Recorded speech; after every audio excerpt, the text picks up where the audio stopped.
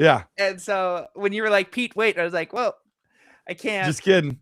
We're Yep, live. we're All right. here. Well, I won't post it to the Discord. I will. Maybe they'll just find us, or maybe Pete can do it on the back end while I'm talking. But either way, welcome into Roster Rescue. We are clearly live because we're going to be here today talking your rosters, what we want to do with them. We trying to go all in? We trying to rebuild? We trying to make some trades? What are we doing? How are we making this goodness happen for your Dynasty fantasy football teams? And if you've been around for a bit, you remember this face wearing all green in honor of St. Patty's Day yesterday. Taylor Christensen. Taylor, how you doing, buddy? Hey, I'm doing well. That's exactly why I'm wearing my green. I didn't get to leave the house yesterday, so I figured I'd pull it out for you guys. Pete, how are you doing? It's been a while. I'm doing pretty good. Am I wearing green today? Is this green? If I like you, I say yes. Okay. So yes. But I'm doing great. I'm excited to get in here into some rosters. We have a lot. We're full on nuke only. Nuke only already. Yeah, but wow, in a good way. All right. I mean, look, that's a good sign because that means you guys are enjoying what's going on here. So let's go ahead. Let's get right into it. Let's not waste any time. We've got a nuke to start things off here. This is a 12-team super flex dynasty league. No tight end premium. Or no, it is tight end premium. So tight end premium league. We're starting 10 guys. So here's some of the info here. This team just came off a championship. However, increased flex spots from 9 to 10. He suffered some injuries. So there's a few things that could be making a championship run maybe a little cumbersome this year. So let's go ahead and take a look at this team. At quarterback, we have Sam Darnold, Daniel Jones, Tua, Justin Fields, Geno Smith. At running back, Jahmyr Gibbs, Kyron Williams, Chase Brown, Ramondre Stevenson. At wide receiver, Jamar Chase, Jackson Smith and Jigba, Amon-Ra St. Brown, Michael Pittman Jr., and DJ Moore. At tight end, we're looking at George Kittle, Dallas Goedert, Jawan Johnson, Colby Parkinson. Draft picks wise, we have been all in. We're winning ships. So we do not have any first until 2029. I'm guessing. Because I think, we normally have through 28. So, we don't have anything through 29. We've got a couple thirds mixed in here. We are currently fourth in dynasty mode. But, Pete, where are we at in contender mode? All right, we are in second place. So, Taylor, we're right there. We're right there. But I do see this guy's concern because especially once you add a starting roster spot, and these are a little bit more of a shallow league. As you can see, like there's not as many guys in the lineups overall. But once you start adding starting positions, it makes those stars shine a little less. You know, the Jahmyr Gibbs, the Jamar Chases, the JSNs. When you're only starting 7, 8, 9 guys, those guys shine a lot brighter. As you increase the starting roster size, their value slightly diminishes. So with this team here, Taylor, what direction are you wanting to start taking things? I don't know if we want to touch our running backs or wide receivers. I mean, we could shed Ramondre and try to find another, low-end guy with upside that we could add in on a trade or something. But I feel really good with having Gibbs, Kyron, and Chase Brown as our three main running backs. I think going into next season, all three of them keep the role they've had. Gibbs goes up. Chase Brown, I mean, there's no one in this class that they could draft that I would be overly concerned about his role changing drastically. Kyron is what he is, but I think the running backs, the wide receivers obviously are studs. DJ Moore getting his new spot in Buffalo, Michael Pittman, his new spot in Pittsburgh. I like both of those guys more now than I did and their old teams, to be honest with you. So I think really the question comes down to how confident are we in Dallas Goedert as our tight end one? And what can we do at the quarterback position like John asked us, which if we scroll up to our quarterbacks, like you mentioned, we have Darnold, Daniel Jones. I think we're going to get a couple early starts out of Tua to start the season. Justin Fields just signed with the Chiefs or traded to the Chiefs. So I think that's another possible week 1, week 2 starter for you. So while Daniel Jones is out, I think you can cover that up. Geno Smith is supposed to be the starting quarterback in New York. So if that holds true, you might be able to just use him as a full bridge until Daniel Jones comes back. So you're not sunk without making a move, but I can see why John wants to make a trade or two here. Now, looking at his league, I'm not going to make you click all over, Pete, but we have a little bit of a difficult time with this league because everyone who's contending has good quarterbacks that probably don't want to trade them. And everyone who's, doing really bad has our like Malik Willis's, Shedeur Sanders, like guys that aren't really upgrades to what we have. So the one, go ahead. Real quick before we move on with this, because I like where you're going, but real quick, here's one thing that I want to say about this roster. So the way that I am looking at this is I am probably I want more so with this roster than even other rosters. I want to see where I'm at midseason, because I think if we get to week 7, 8, 9, and we're 6-3 or 6-2, or like we're looking real good, then I am either I'm looking to see like where I can maybe upgrade a little bit at quarterback or something like that. But I do think there's another scenario where we're looking at those weeks, and all of a sudden, if we get one injury to Jahmyr Gibbs or Jamar Chase or something like that, we could be in a difficult spot to where I'm not rebuilding, but I might be retooling.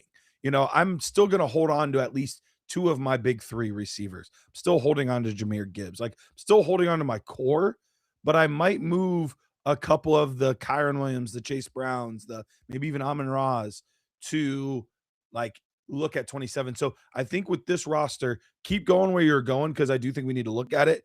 But I think this is a very I think this is a roster where I want the season to tell me where this team is going, more so than I feel like I can dictate a lot right now, because we don't have draft assets.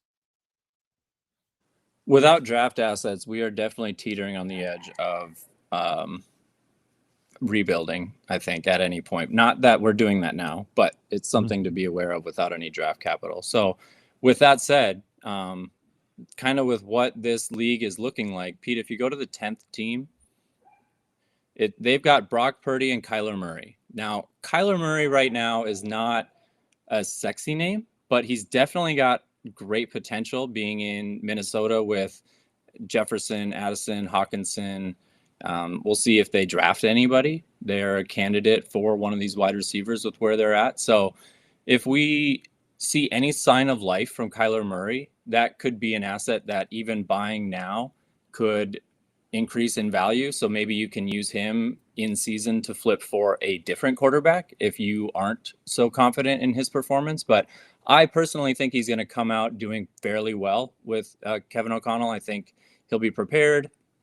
The team will want him to succeed. We saw how Sam Darnold did 2 years ago after not having had any life, and now obviously he's back on track. So I think there's a lot of reason to think that Kyler could increase in value and be productive. So that's my target, Garrett. What do you think we would need to send this guy in order to get Kyler Murray?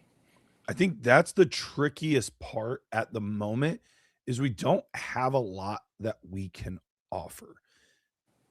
Our best case scenario, so go back to our team, Pete. Our best case scenario is this guy is nervous about only having 2 quarterbacks and wants a couple more lottery tickets. If that's the case, then maybe I could take a Sam Darnold and I can add, like, hey, I'll give you Sam Darnold and Tua and give me Kyler Murray. Because here's the tricky part about Sam Darnold. Even though I love the guy and I have him on several teams because of his value last year, even though that's the case, he was still quarterback 17 this year, 16. Like, he's not a high-end fantasy producer. He's more of a really solid, steady QB2, but not a guy that can be your QB1. And right now, Daniel Jones could be your quarterback 1, but there's a lot of just question mark around it. I would rather get a guy that I feel like has much more legitimate QB1 upside. So that, I think, is your best chance. If somebody wants to de-risk from Kyler, go to a safer asset in Darnold, and take like a little bit like a Tua or a Justin Fields or an upside play in order to do that. I think that's your best chance of getting a Kyler because really we have nothing else to offer. I mean, if he wants thirds, sure, give him both thirds. That's fine, whatever. But I think realistically, that's your best chance. I think I would try to start out with Tua Fields and see if that gets me anywhere because some people are If he's low smart, it would on not. Kyler. There's no way.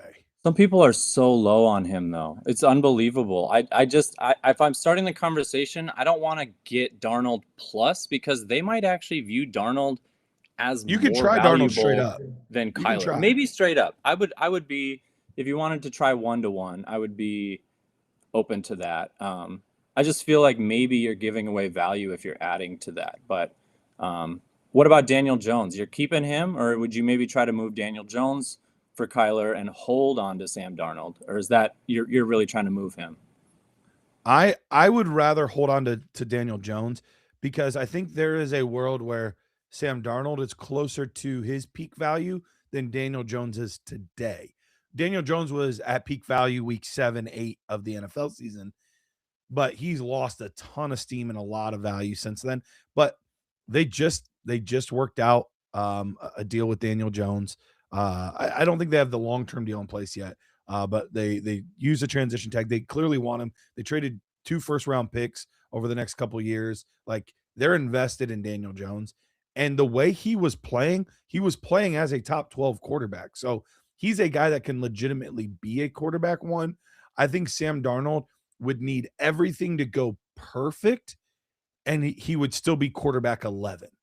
And I think that's the tricky part for Sam Darnold is he just doesn't have realistic high-end upside where at least Daniel Jones gives you that.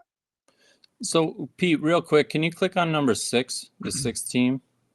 So this team has Matthew Stafford. I mean, screaming contending piece. They have Baker and Joe Burrow. So, maybe this is the other route to go. If you're willing to just take on a dead asset, because after this year, Stafford might be done, but you're going to get another year of absolute great production is what we expect. So what do you got to send for Stafford? I mean, can you just trade Tua and Fields for Stafford? Is that out there? You can try. And maybe somebody's really high on Tua or Fields. The tricky part is, at least for me, I'll speak for myself because every league is a little bit different. And so it's not a terrible idea to try it, but I am almost never, especially if I think I'm a contender, which I believe this team does believe that if they have Kenneth Walker and Derrick Henry and Puka, like they think they're a contender. I am never going to give a starting quarterback for a maybe starting quarterback. Like I don't care how old they are. Like I'm just not as a contender. I need a starting quarterback. And Matthew Stafford was a top 12 guy last year. Like he was a very legitimate producer. So I think that's the tricky part is I get the appeal of Tua and I get the appeal of Justin Fields, but if it were me and I'm this team, like it's a instant no, and I'm not even countering. The last thing I have for options would be Team 7. They have 4 quarterbacks: Jalen Hurts, Patrick Mahomes, Bryce Young, Aaron Rodgers. We think Fields for Rodgers straight up. They're the Mahomes owner. Are you happy getting Rodgers for Fields? You might be able to get that one done just because Rodgers hasn't played as well as Stafford has. It's not even 100% sure he's playing this year. Like somebody might be looking to get something for nothing, which is kind of the same thing you're trying to do. So you're basically trading like one super risky asset for another super risky asset. That one might get done. I just don't know if it moves you forward as much because you're still then questioning, okay, well, do I start Rodgers? Do I start Darnold? Or do I start Jones each week? Or even potentially Geno Smith? Like, I just don't know that they are going to be drastically different in production. So I think I liked your first move of, can we upgrade off of, or maybe just even Darnold straight up for Kyler Murray? I like that move. But then after that, I think realistically, we're going to have to just kind of bite the bullet going into the season because we don't have any other assets we can move. The only other potential move you could make is moving off of George Kittle because he's injured, and maybe somebody will give you something that of someone that is playing. Obviously, it will be a downgrade in um, name value that you're going to have to take because of the injury, but maybe you can get something that'll help you start.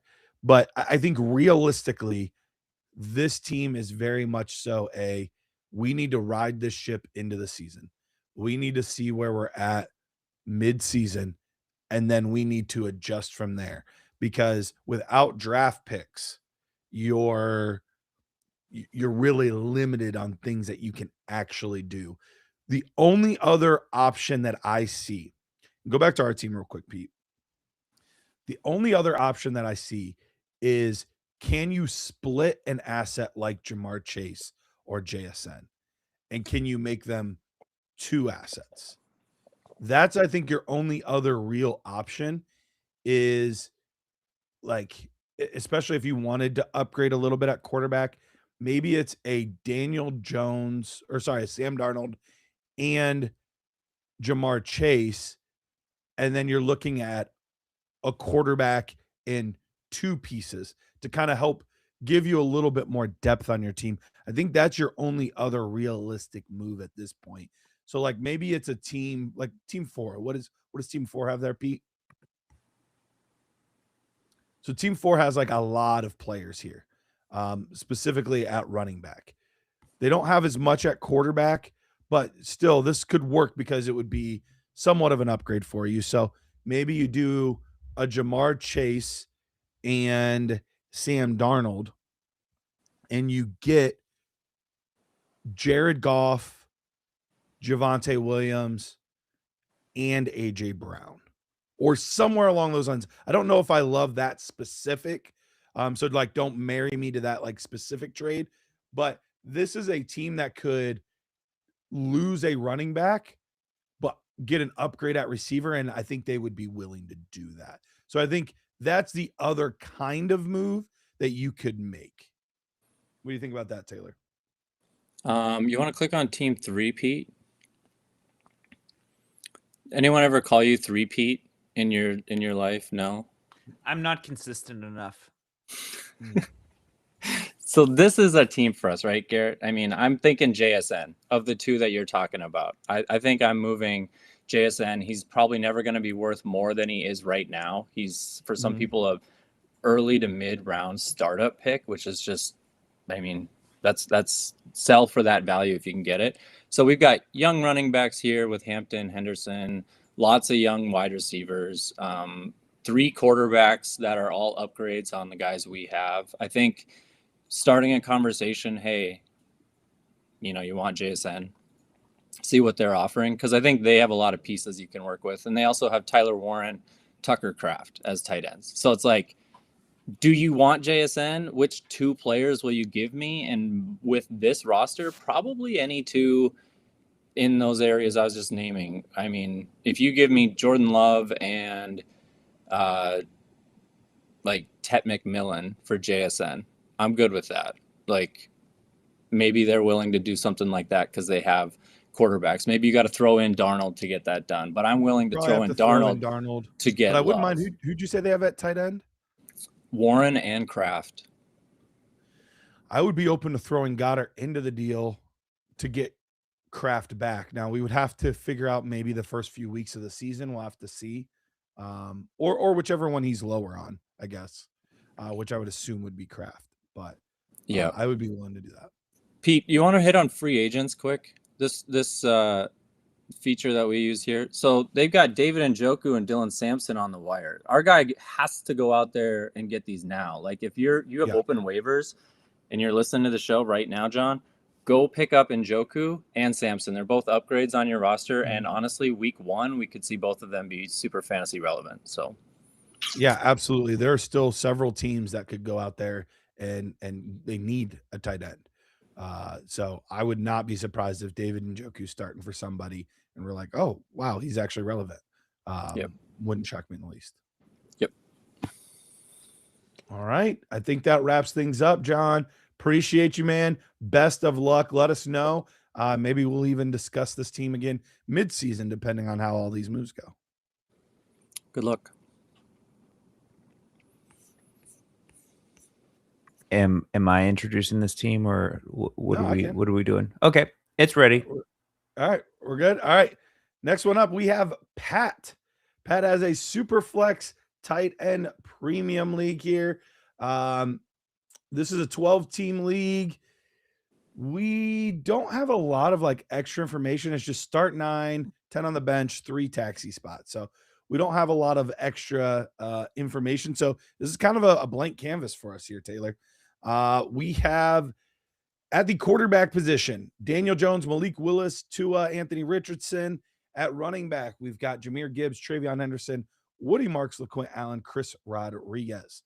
At wide receiver, we've got Justin Jefferson, Rashee Rice, Ricky Pearsall, Matthew Golden, Chris Godwin, Josh Downs, Adonai Mitchell.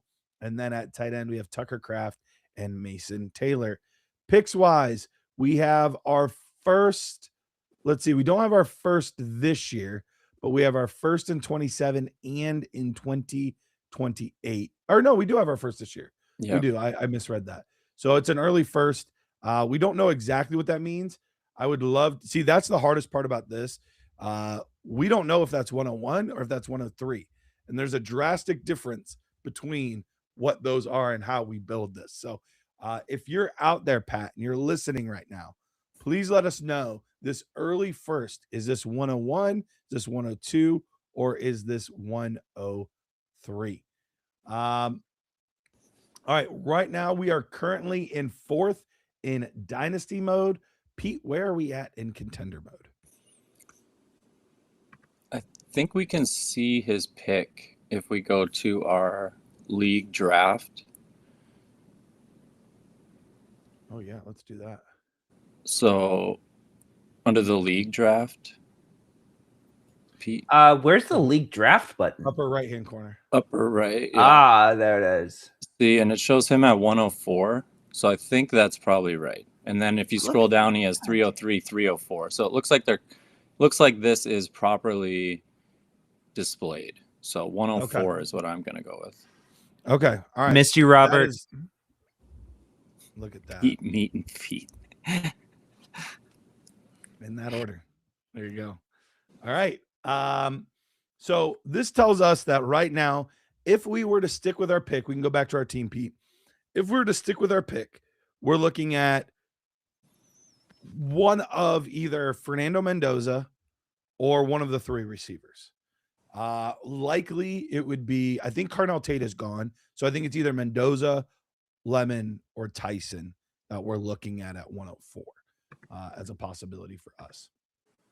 Now, for our team specifically, we could really use another running back.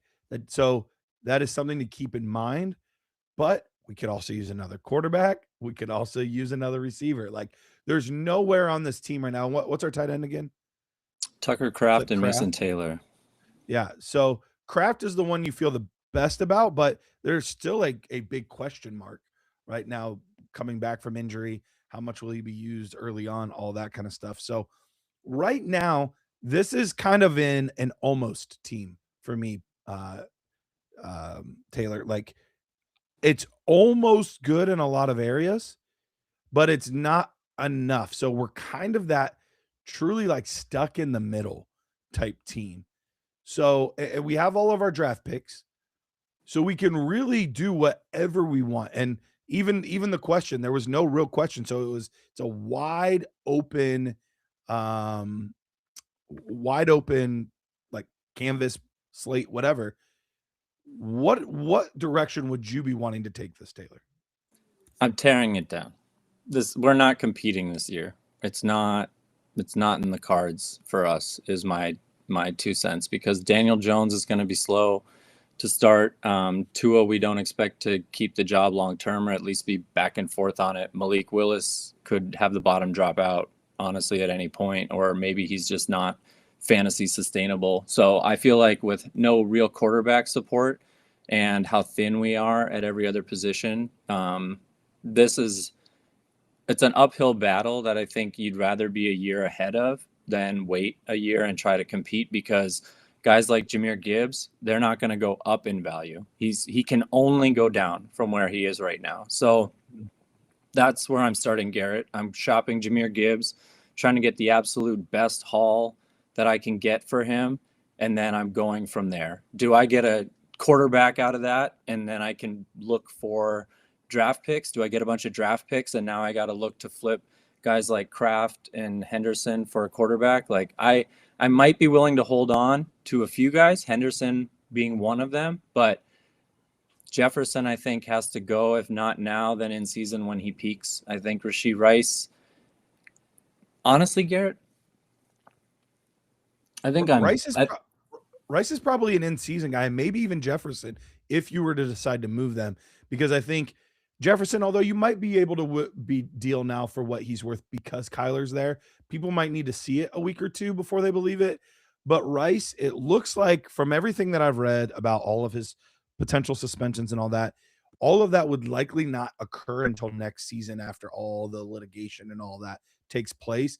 So he's one of those guys where once you start seeing points go up for him, I think his value stabilizes. So one of the things I've been dealing with in my own trades is this a move that I make pre-2026 draft or post? Because I think when people have 2026 rookie picks right now, they want to use those as currency to get the studs that you have, even when you're only interested in 27s and 28s. So if you wait until the rookie draft has come and gone and people no longer have 26 first to try and deal with, I think that's when you open the door for a Jahmyr Gibbs to get traded, because then people only have 27s, 28s, and 29s at that point, honestly.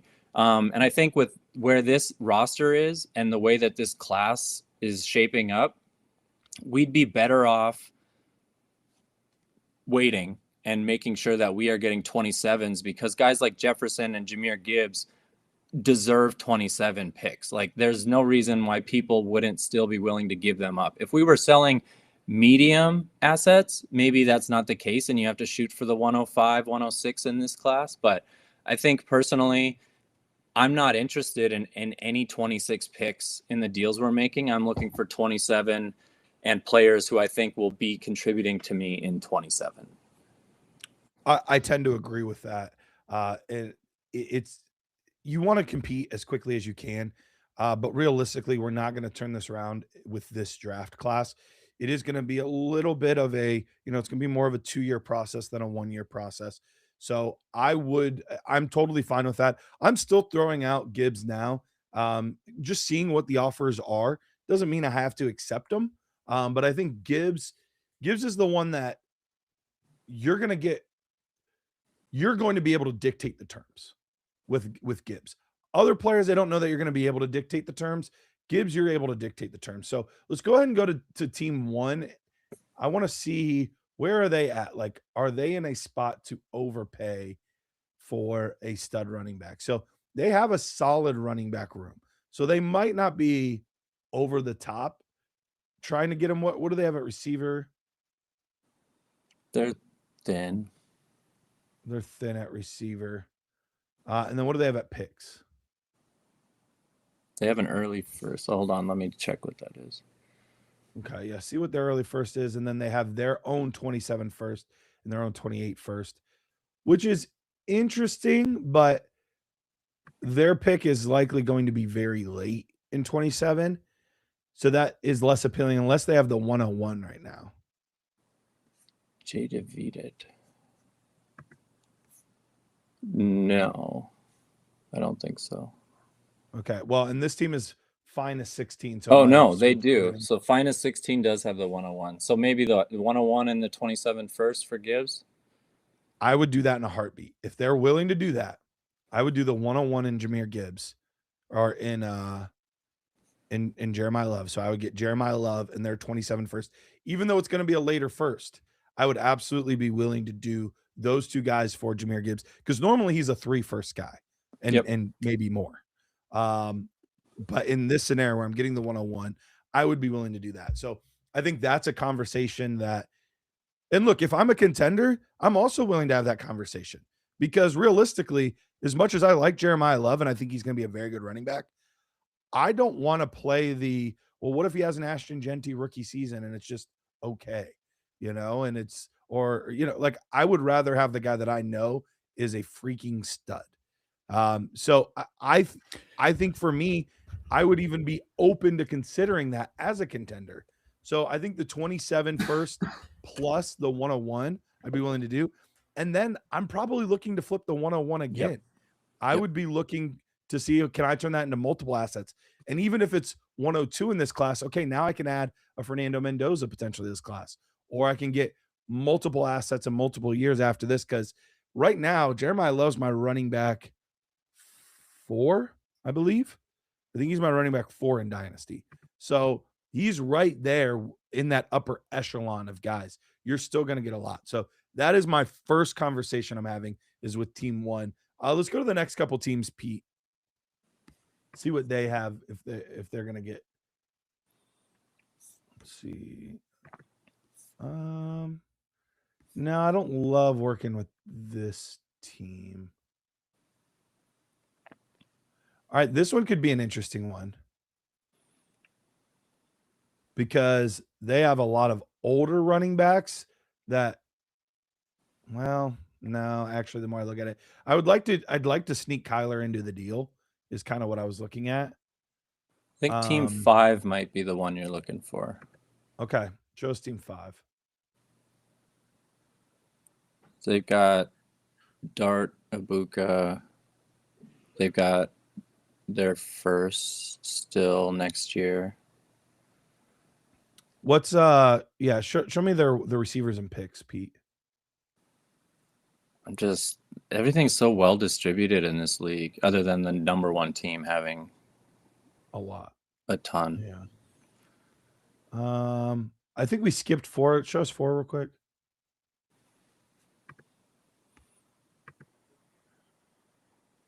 It's just they have such a shallow rosters. It's start 9 with a 10 bench.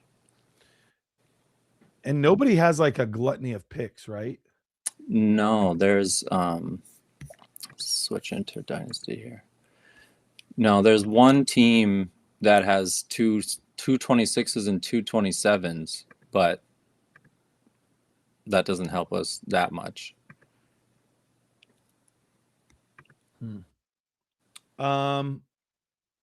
Go to team 6 real quick.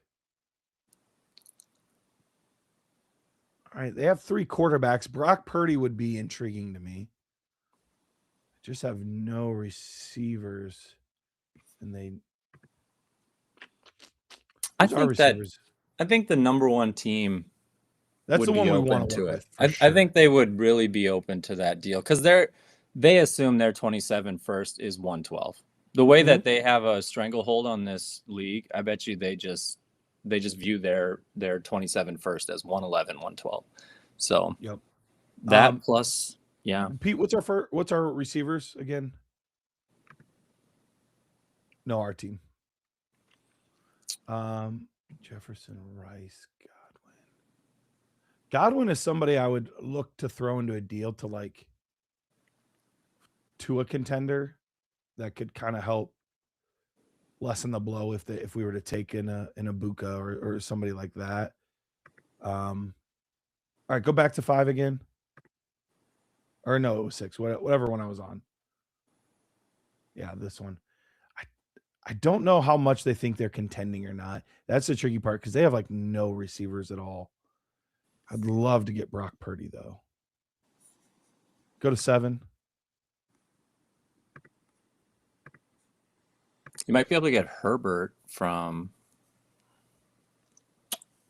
Jay DeVita.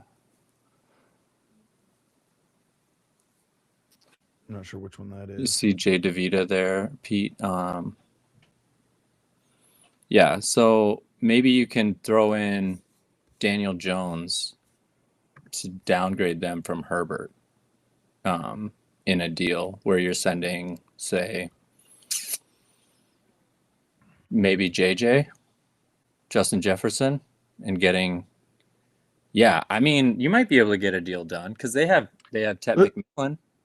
Yeah, let's start a trade with this team. So what team is this? Jay DeVita? Yeah. Start a trade there, Pete. Let's see if we can what we can work out here.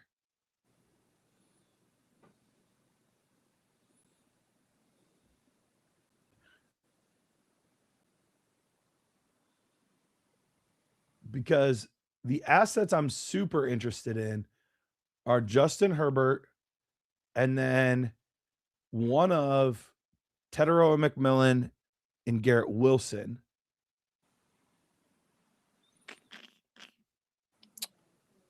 Yeah, do you Trying to want to do think. this by your ranks? I'm looking at it in your ranks. It's a little bit different. Is it? I don't know how. Yeah, go ahead.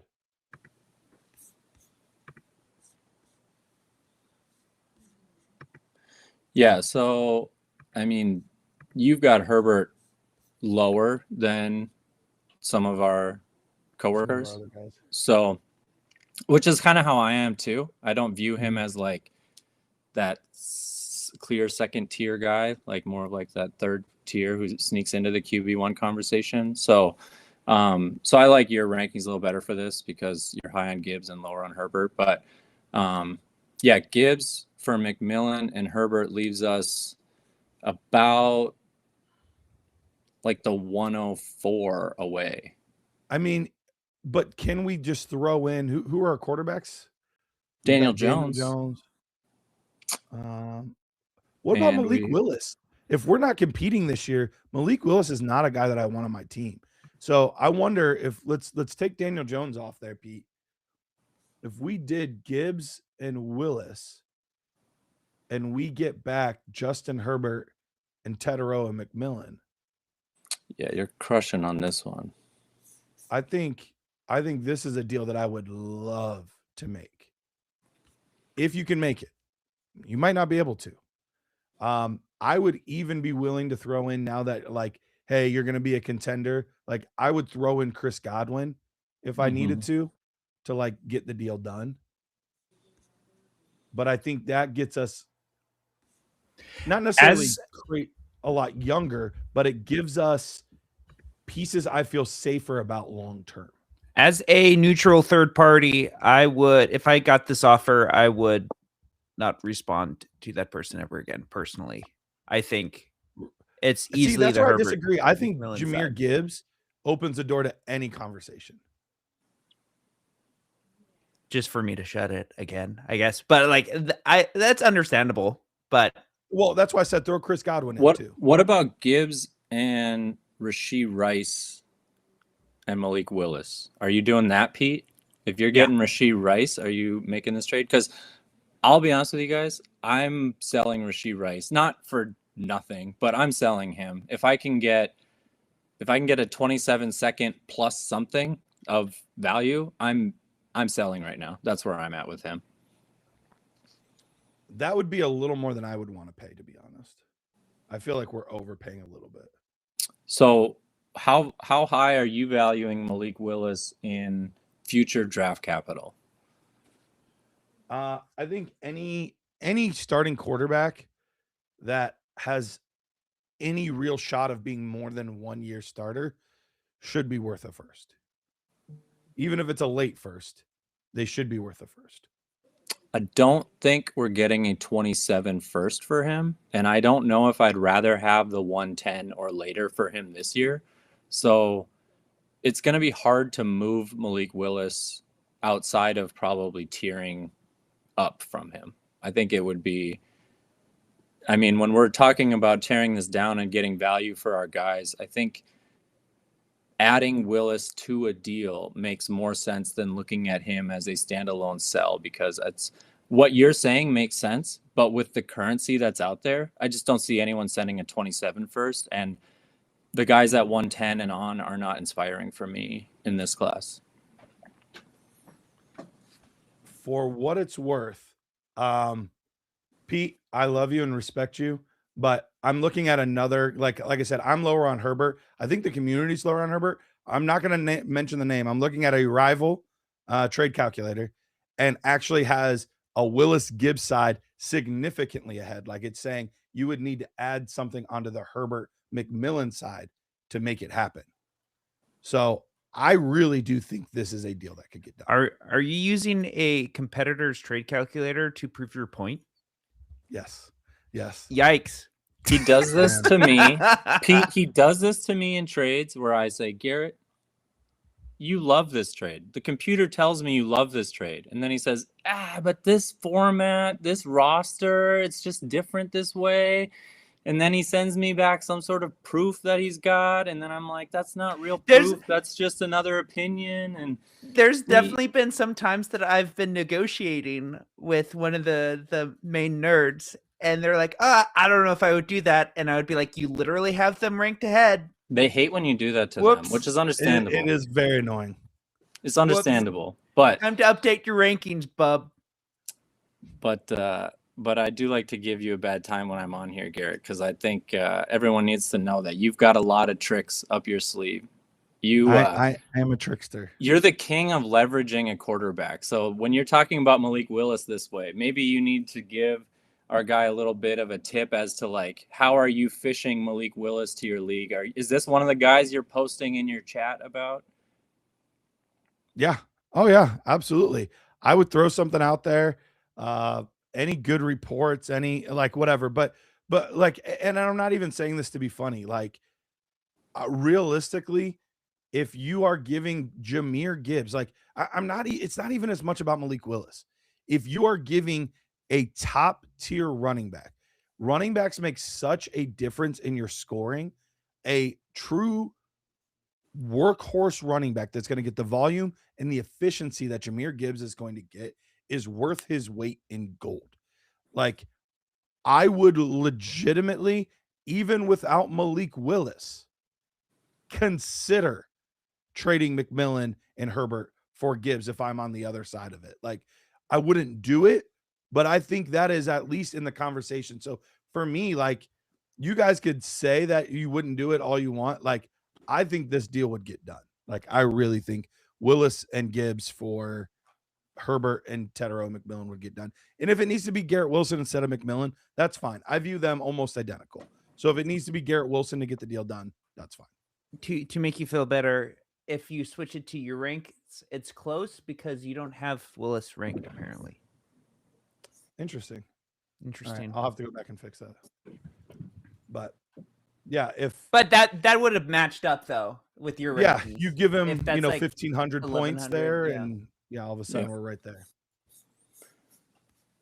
Yeah, I think a lot of people are doing startups right now, and Gibbs is going in the mid of the first round, and then you got guys like Herbert going end of the second, and Tet McMillan going mid third. So the value is definitely on the side of getting those other two players, but I think you can work the angle since it's not a startup and these guys have their full rosters. I think you can, like you said, drop something about Gibbs and then 2 days later send out some offers, sort of thing.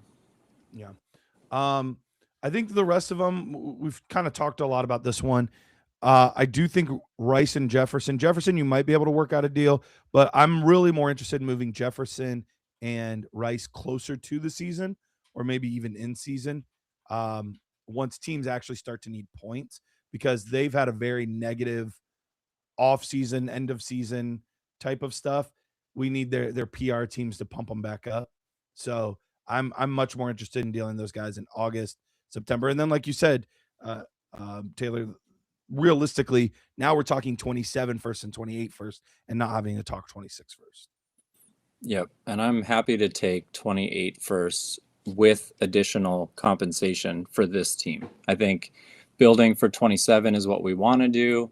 28's the year that we actually expect to do well, if we're starting to tear down now. So getting a 28 first and let's say Aronde Gadsden for Tucker Kraft.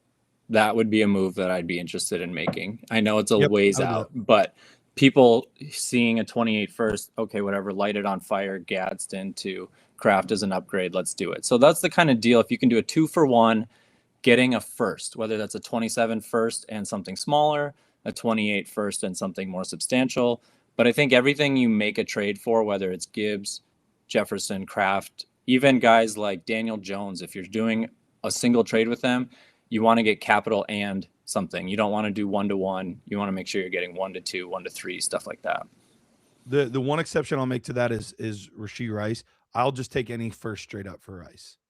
I don't 28 really care. first would be fine with me. I would take that in a heartbeat. I'll take 111 in this class. Even though I don't love this class, I'd rather de-risk it and get into this class and then wait till somebody's on the clock, gets excited about whoever their favorite player is at 111. Maybe it's the running back 2, and then flip it from there. So I would even take a late first in this class. I will take any first round pick for Rashee Rice. I'll stamp that. That's fine with me. All right. I think we've exhausted this one. Let's go on to the next. Pat, best of luck, my guy. At least I'm exhausted now. I don't like it when we fight, Garrett. It doesn't happen often, but it doesn't happen often on live television. Our phone calls. I feel like it happens every time I'm on the show. Maybe I'm just the catalyst here. I don't know. It's all because of you. That's why mommy and daddy always fight. No, it's just because I get to talk more when you're on than when Rich is on. What a coincidence. Me too. Jordan, perchance, has the longest info section I have ever seen.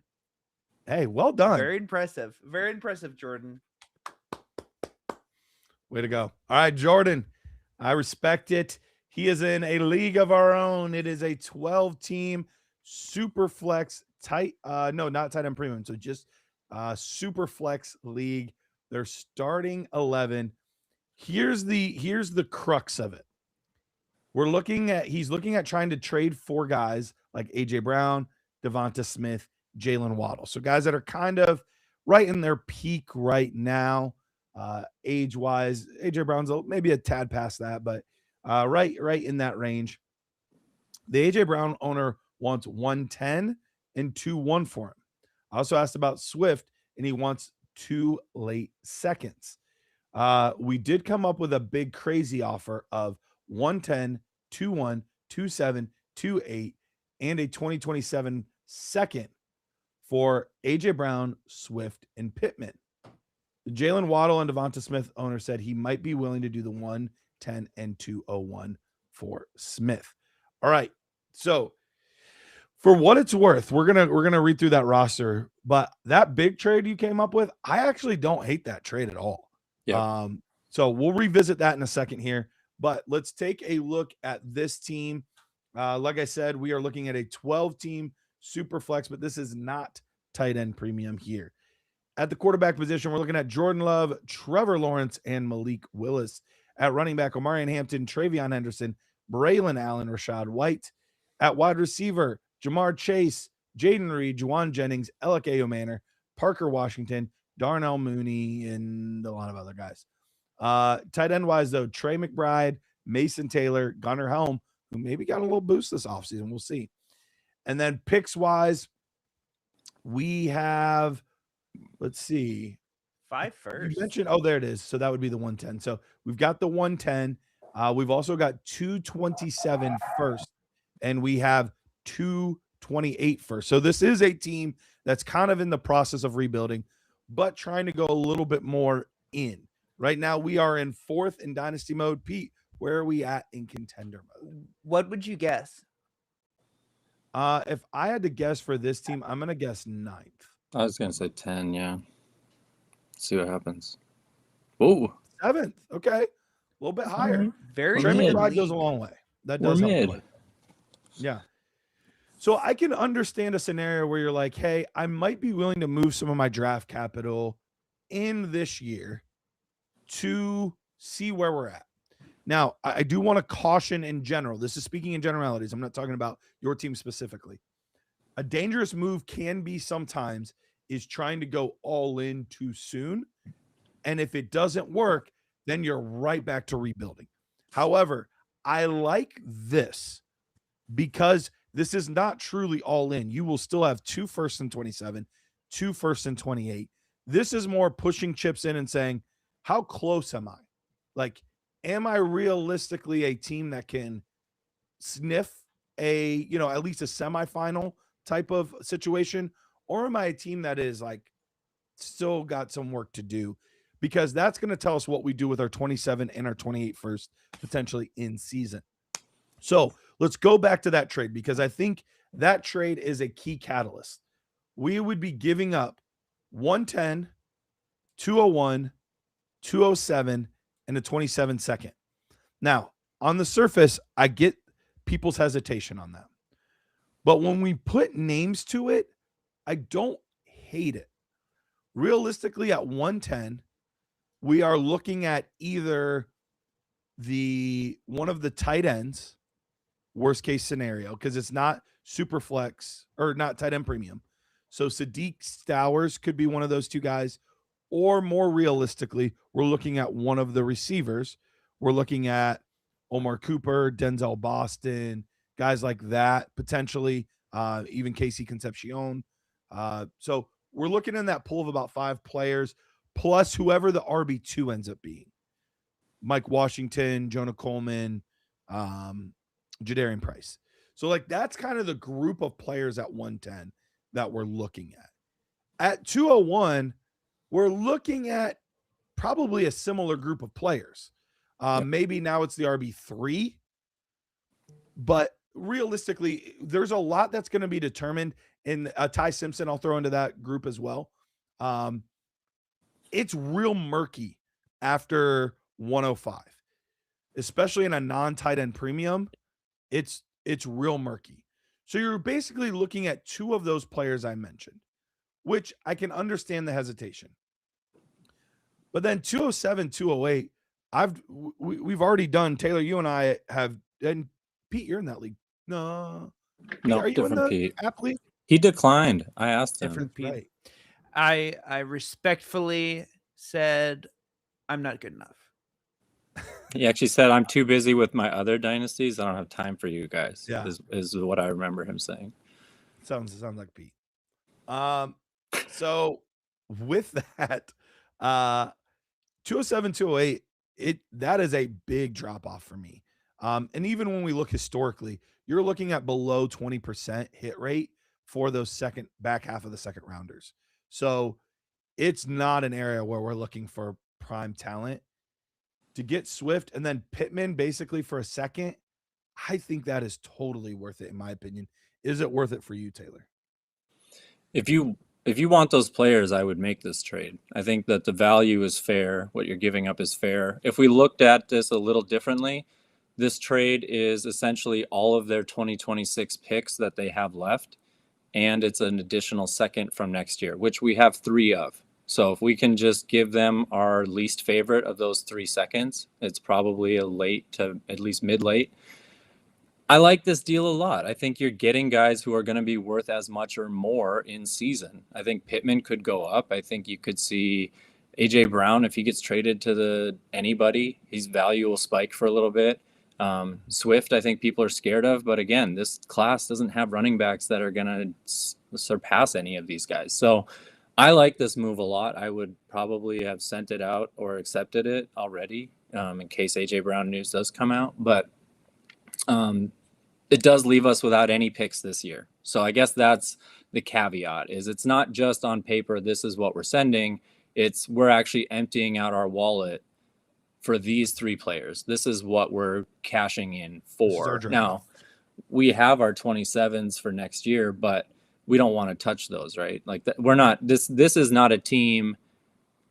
Let's play out the scenario quick. So probably not.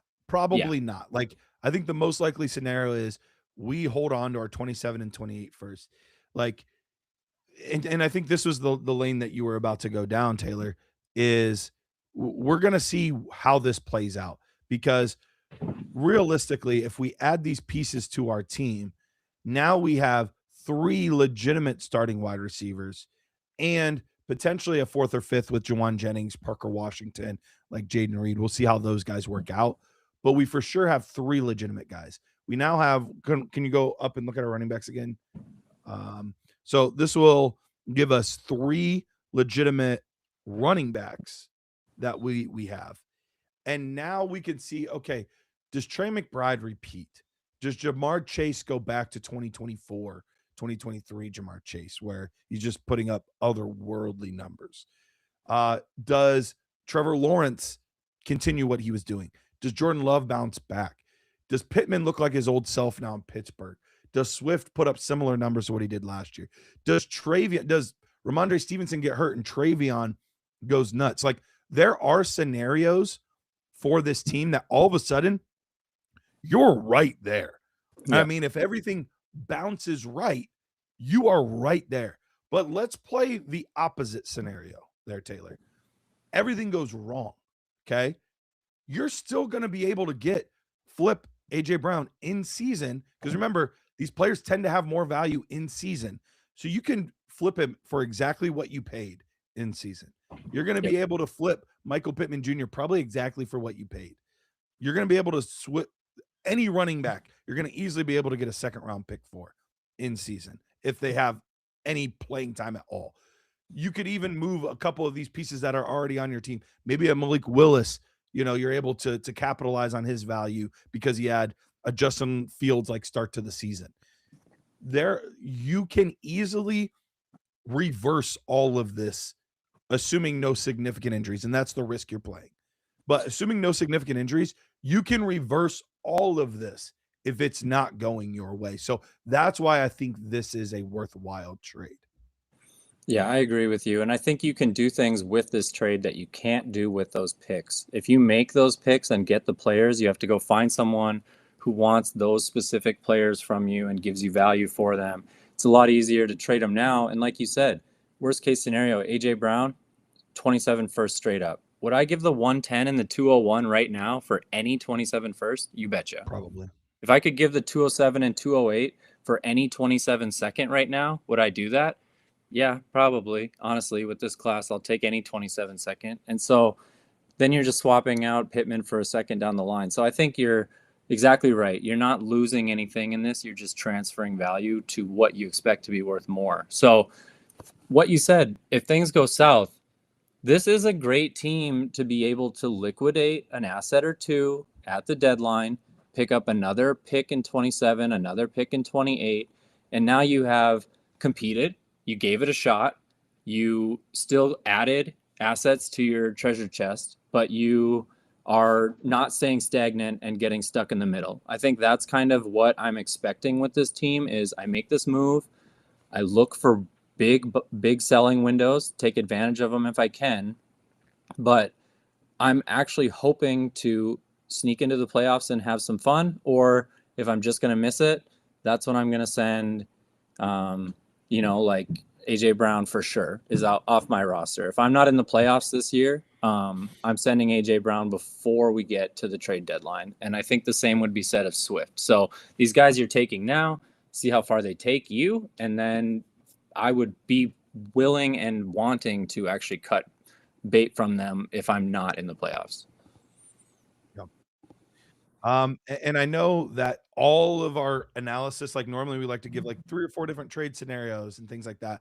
I think it all comes down to this is an actual tangible one. I think you accept this because then we kind of gave you all of the ripple effects and possibilities off of this. If everything does go perfect, now maybe you do say, as much as I don't want to, if the right deal comes along and there's a team at the bottom that's offering a super high-end running back, a super high-end receiver, a super, whatever, maybe I am willing to dip into my 27, 28 first, only if all of these perfect scenarios, like I talked about in the beginning, Hampton balls out because that offensive line's better and Trevor Lawrence continues what he was doing. And, like all of those perfect scenarios happen, then maybe I am willing to say, okay, I will trade a 28 first to get Derrick Henry, to help solidify this run or something like that. If everything goes perfect. So I think we've set up for you what's the best case scenario if all of these things work out well. What's the worst case scenario if all those don't? The good news for you is in both the best case and the worst case scenario, you're winning. Can I break in really fast? Yes, sir. And I have to apologize because I was a little zoning on a couple other things and I didn't quite hear you guys. Okay. This was submitted, I think it was last week. So a lot of these trades might have been like this. The Waddle, I know for a fact the Waddle was before the Waddle news and all that stuff. Mm-hmm. If none of these trades go through, not all was your advice dependent on these trades being accepted or declined, or was it separate? There is a lot of it is depending on the trade that's already out there of the 110, 21, 207, 208 for those Okay. players. So Okay. the Waddle was not a part of that deal. That was a separate deal. It would be for AJ Brown, Swift, and Pittman, who their values have not changed since this deal would have come in. So really fast, I just want to make sure, because I was trying to. It might have been like Friday of, so like 10 days ago. Do you have any thoughts on what you would do if that offer didn't happen? Like, what would you do with this team if none of those offers happened? Let's just say it fell through. Because I haven't heard. Oh, is this J Dog? Yeah. Okay. So J Dog, did those trades are those still on the table, or how are you looking for that? Because I want to make sure that we didn't give you. Is that 110, 21, that big monster deal for AJ Brown, Swift, and Pittman? Because that's the one that the crux of what we would like to do is basing off of that. So is that deal still on the table? Because if so, I think that's the deal we have to make, and that's going to determine. You'll want to rewatch all of what we said for the past 15 minutes because a lot of it is centering around how we would work things out with that. If it's not on the table, I think it's what we were just talking about, Garrett, more of the waiting for these guys to sort of show up and see what you've got, because we have these draft picks. We could maybe flip them for vets when we're on the clock, but you'd want to flip them for the kinds of guys we're talking about who are going to have value after the draft more so than right now. So I think if you can get that one done, Sounds like he can. That's the AJ Brown one's the one he can work with, he thinks. So, yep. So I would Perfect. get that done. Great. I would get that done. But don't give another second. Like if he's like, hey, just another, like I think this is good, I would take this. And if he wants to fiddle around with it, I would be less likely to add anything to this. If he's saying, oh, Pittman sounds better now, I'd be like, yeah, same thing. Like, yeah. So go back and watch past 15 minutes or so on what we would do off of this trade and how it has the ripple effects for your league for the next couple of years. So appreciate you, J Dog. Thanks for hanging out with us and tuning in, man. Thanks for sharing your roster. All right, on to the next. It's interesting. We have a lot of people who only have one Dynasty roster in this show. Normally some guys have like 15 rosters, and some of these guys only are in one league. So we got to do our best for them. Absolutely. But not if they have 70. No, not at all. We throw those guys out. We do our worst then. Yeah. Yes. We divide by the amount of leagues you're in, and that's the percentage of effort that's given. All right. Let's go over. J Dog, if you have a couple questions, feel free to drop it in the live chat. We'll get it to you. We'll get to them. Perfect. All right. Let's go to Joe. Joe has a super flex league here, 14 teams. Not right, Pete? It is 14. Yep. Okay, 14 teams here. Starting 10. I love 14 teamers. This is super flex tight end premium. So these quarterbacks are worth their weight in gold. Real quick before we move on though, Pete, I know it's hard. We don't really see it in the StreamYard chat. I just looked in the YouTube chat. Robert had a question that he wanted us to get to. Can you see that? Because he even dropped a super chat. So I want to make sure we get to it. Oh, you're muted, Pete. Pete, you're muted. Well, Yeah. Whoops. So yeah, the new streaming software we're using doesn't show super chats apparently. It So doesn't, and that got me that's the other really day weird. too. So there's actually a couple in here that we need to get Yeah. to. So I apologize. They don't even pop up. So to Mike out there, I apologize. Robert, I apologize. We will work on making sure we figure out a better way to see those and get to those. So let me get to those right now. Mhm. Mike, he has a 1 QB. There's no tight end premium. It's just a regular PPR league. He's trading away 103 for Caleb Williams and a 2028 first. He has 102, 1 and 327 first. Current quarterbacks Herbert, JJ McCarthy, and then wide receivers Marvin Harrison Jr., Neighbors, Zay, and Ladd. So he's trading away 103. You get Caleb Williams and a 2028 first.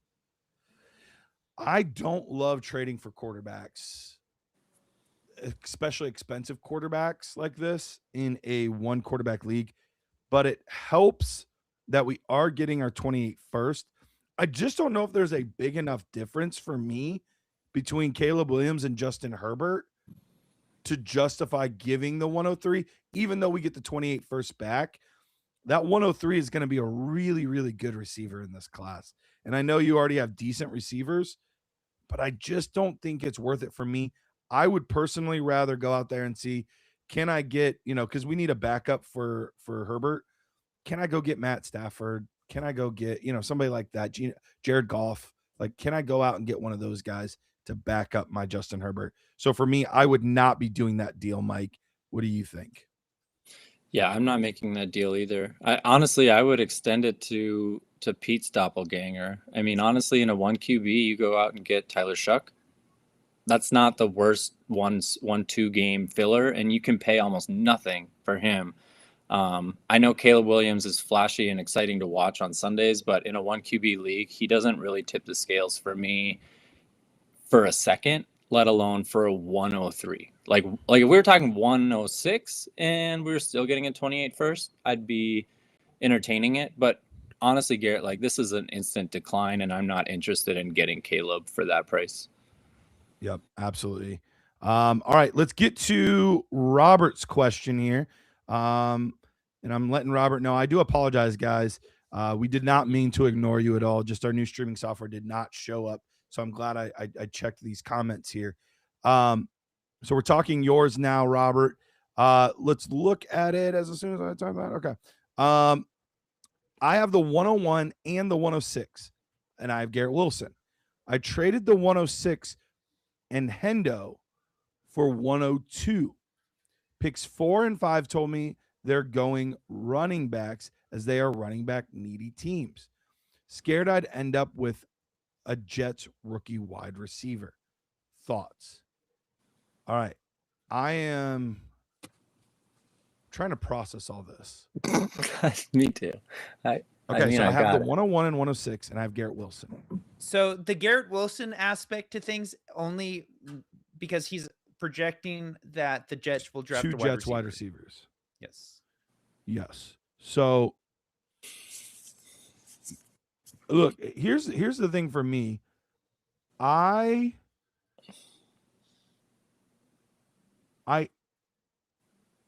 understand it. I don't know that I would have made that move personally, Robert. Is this a tight end premium league? Would that change anything with Sadiq? It says it is in our. Oh, I guess I don't know Roberts. Yeah. Yeah, I don't know for sure, but here's the reason why I don't know if I would do this. It's only because of the information that you have. Now, giving up 106 and Hendo for 102, I could end up working out fine. You could get Carnell Tate or Fernando Mendoza and be thrilled. But if teams 4 and 5 are telling me that they are going running back, that means I'm getting pushed down a great receiver, even if it's a Jets receiver. Mm-hmm. I can always then flip Garrett Wilson or the Jets receiver if I don't want to have both of those guys. So for me, if somebody tells me that they are going to make stupid picks, I'm basically going to say thank you, and now I'm going to benefit from it. Like, is kind of how I see it. So all of that being said, I understand it, and Henderson's lost a lot of value. And so I can understand using Henderson to move from 106 to 102.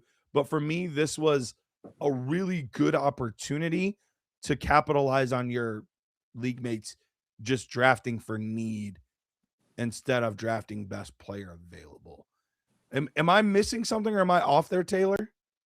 If there are running backs going in the top 5 of this draft, I would keep 106 because you're basically getting an upgrade on your own pick into the top 5, which is what everyone wants. That's our, as I said on our last live thing we did, it's the Mendoza line, right? At 105, that's where you're guaranteed to get someone, at worst Mendoza. And so if there's running back going in front of you, that means he's falling. That means Tyson's falling, something.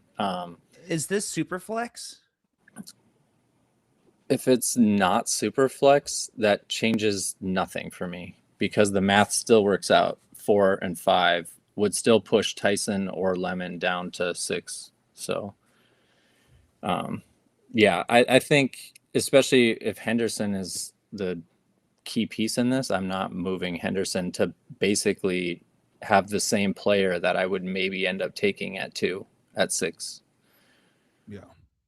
It's not super flex. So I guess the one risk there is someone could jump above you at 104 or 105, and then you would not get it. But I would prefer then to say, like, hey, if the guy at 104, like, if you want to secure getting, one of those receivers or whatever, then trade with the guy at 104. Say, like, hey, you really want a running back?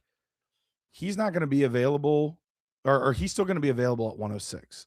Like, if you want a good running back, I'll trade you up to the 104. Sounds like, you're going to get the same guy anyway. So I'm not going to give you a lot, but here's a third to move up. If you want to like secure your spot in that, in a non-tight end premium, non-super flex league. If you're sending Henderson, I mean, if I'm the guy with 104, I'd rather have Henderson than whoever I'm picking as a running back at 104. So if our guy, Robert, offers Travion Henderson to the guy with 104, how much more do you want back besides the 104 for Henderson? Or is that a 1-to-1 for you? I would, because we're taking a wide receiver. We're not taking a running back. Like we're making this trade for Mekhi Lemon, Jordan Tyson. That's why we're offering Henderson. Right. And then we will, if we don't want both Jets receivers, hypothetically, the Jets take one of those guys, then I'm moving off of one of those guys, but keeping the value that I just gained. Yep. So, yep. All right. I think we wrapped that one up. All right. We'll get back. Sorry, Mo City Gamblers. Joe, sorry. I did not see those questions in the chat. So I wanted to make sure I got to both of those questions. So I will keep an eye on the chat now on YouTube, guys. So I apologize for having to wait, but I'm glad to see both guys were still there. And they did not leave angrily that we never got to their question. So this team here, this was a 14-teamer, which love 14-teamers, especially in Superflex. It makes the quarterback crazy, crazy valuable and very difficult to get. And you currently have 3. So let's talk about it here. Drake May, Sam Darnold, Bryce Young. Then we also have Dylan Gabriel as a backup. Running backs, we've got James Cook, Javonte Williams, Rico Dowdle, Ramondre Stevenson, Blake Corum, Dylan Sampson. At wide receiver, George Pickens, Xavier Worthy, Jaden Reed, and then that's about it. Tight end, Tucker Kraft, Jawan Johnson, Cade Otton. Picks wise, we have an early 26 first. We're going to have to look and see what that is. Pete, early 26 first. We have our 27 first and 28 first. And then we have some extra thirds sprinkled in there as well. Taylor, did you already look up what that first, or you got it? Yep, he's got it, 103. Okay. That is all but for sure going to be Carnell Tate, because I cannot see a world in a 14-team league where a team does not take Fernando Mendoza there. Mm-hmm. And Jeremiah Love is still that guy. He's going to go. Running backs are going to be scarce in this league. He's still going to go at 101. So I think that's all but guaranteed to be Carnell Tate. That being said, Pete, I forgot to look. Where are we at in contender mode? Because I'm guessing we're a little higher than 8 or 9, wherever we're at. 8. No, we're still in the same spot. Okay. But it's a close 8. No, Yeah. like the difference between 8 and it's still pretty big, but Yeah. like 8 and But 4. we're far from 14. We've got 3 tiers in this league. We've got the contenders, which is 4 teams. We've got the mids, which is 5 teams, and then we've got 3 really bad teams. And then our 13 and 14 teams are They like, shouldn't be in a we're tier. playing 12 teams in this league, but there's 2 extra guys taking up roster spaces right now. Like this is Hey, don't talk trash about hey, Tajay Spears is running back 1, baby. Just as Garrett has always drawn it up that way. That's right. That's right. Breakout season. Kyle Pitts, baby. Who I'm assuming both those teams have a ridiculous amount of picks, though, right? No, they're terrible. Sorry 4, if any of them are here, but like 3. A bunch of extra seconds and thirds. Woof. Okay. All right. And no quarterbacks. Wow. All right. Let's go back to our squad, though, Pete. Picks. They have both of their picks, so that's good. The one thing about this league, Garrett, which we haven't touched on yet, is that they have a salary cap, and we are not actually able to see. They have them listed in their sleeper app, but our tool doesn't actually show the notes from those players, so we can't see the salaries that they're working with. So it's going to be a little trickier, but I think we can still do our best with generalities, and I'm sure they can make the salary cap work as they need to. They're probably seasoned at manipulating their cap at this point, but so it's probably better to keep it like it's good to throw out a couple names, but more of a principal upgrade this position, downgrade from this position type thing. Thinking so. Well, the first thing is I'm really curious to see what happens at 103, because if for some reason Fernando Mendoza does not go at 102, I am holding that pick ransom. I'm putting it on the block, which there's going to be probably at least a few teams that are going to be interested in a pick like that, because there's just so few quarterbacks available in a 14-team league. So I'm holding that pick ransom. If not, I'm still fine just adding Carnell Tate. I have no problem doing that, because our biggest need is at wide receiver. We have very, very little there right now. It's Pickens, and that's about it. I mean, Worthy and Jaden Reed in a 14-team league will crack starting rosters at times, but those are not assets I want to count on. So it's going to be Pickens and Tate against the world for the most part. So realistically, how far do you think we are from competing with those top teams, Taylor? Let's take a look at like team 1 and 2, because I want to see where we're at compared to those squads. They have a lot more depth than we do, and these are shallow lineups. Mm-hmm. They have a lot more depth than we do. That team's wide receivers are weak, but the receivers are weak, and the tight end is maybe non-existent. But they've got Josh Allen and Jalen Hurts in a 14-team league. That's gonna be big. Yep. The second team does. Second team, okay. Yeah. And you're on 3 and 4. Actually, Pete, can you go to 1 and 2? Yes. There you go. There you go. We need to optimize this screen to 14 teams.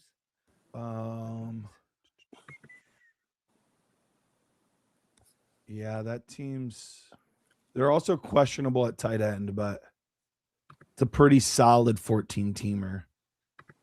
And then what about team 2? We need to add some players on this team. Joe, you need to go out and add some guys. I think you're under your total roster allotment based on everyone else. And there's guys like James Conner and Alvin Kamara. Alvin Kamara's a free agent? Yeah. James Conner's on there, Chig.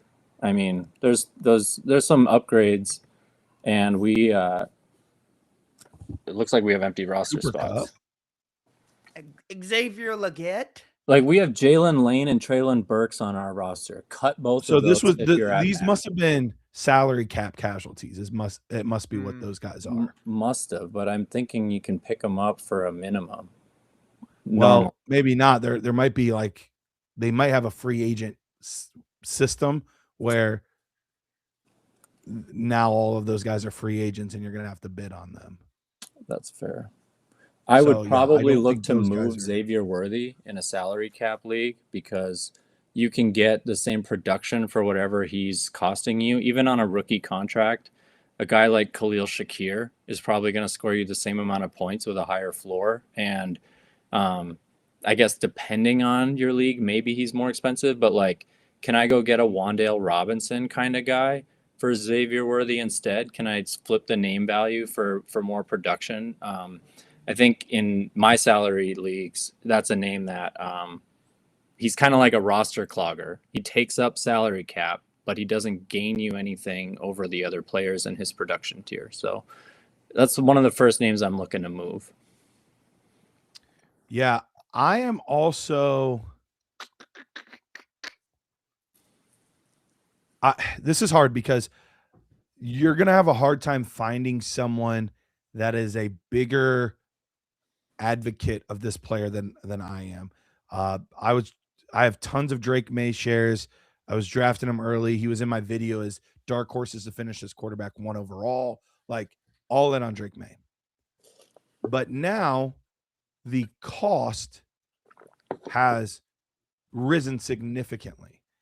And now we're going to have to pay for him to continue doing what he did and better. So if there is a world where I can, because I need a little bit of depth.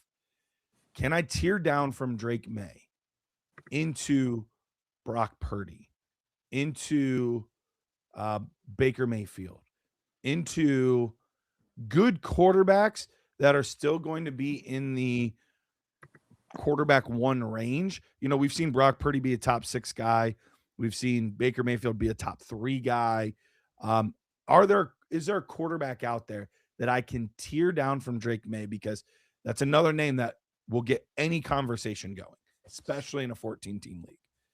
Can I tear down from him and build up the rest of my team? So knowing that this is a salary league and we're on a rookie contract for Drake May, we're probably going to have to keep ourselves on a rookie contract. We looked at that guy with the 102 who has Cam Ward and nothing else. They have the 102 and 227 firsts. Now, it would be a terrible idea for that manager to sink 3 assets into one player. But Drake May is the kind of guy that can get people excited and say, I want that guy on my team. So would you be willing to tear down in a 14 team for Mendoza and one of those 27 firsts? Or do you need even more than that? I would do that. You'll do that for... I would do that for Cam Ward. And honestly, or I would be willing to do it for, if he wants to hold on to Cam Ward and he wants to you can maybe talk him into since you have Kyle Pitts and Isaiah Likely, you're going to have 2 really solid tight ends. Spears right now, there's a chance Tony Pollard could get cut. You can work this in a way to where, if AJ Brown is gone, Devonta Smith could be a stud. I still have hope for Adonai Mitchell and Jaden Higgins. And you can work this to where you say, if you have Drake May, all of a sudden you're interesting. If that's the case, I'll just take all the picks. I don't even need Cam Ward. I'll take 102 and take Fernando Mendoza. Yep. And I'll take 227 first. You don't even have to risk anything. But I would value, if that's the case, if I'm getting Cam Ward and 102 and a 27 first, that's the dream scenario, because now I'm taking either whichever one I like more, Cam Ward or Fernando Mendoza. For me, it's Mendoza. But whatever, we can work out whatever scenario. Now we can move one of those guys for a ridiculous premium because there are teams that desperately need another quarterback.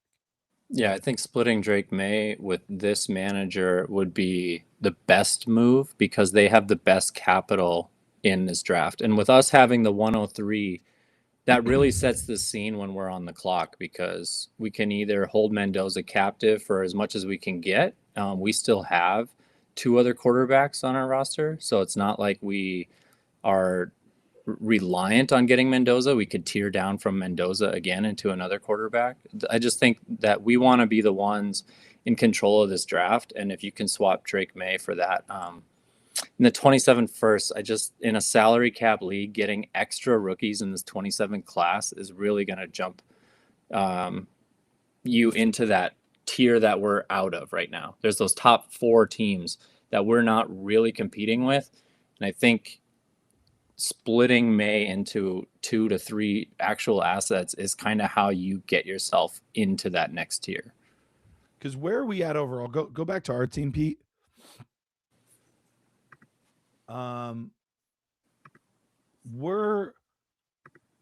That's the hard part, is we're not super young. We're like kind of right in our prime right now.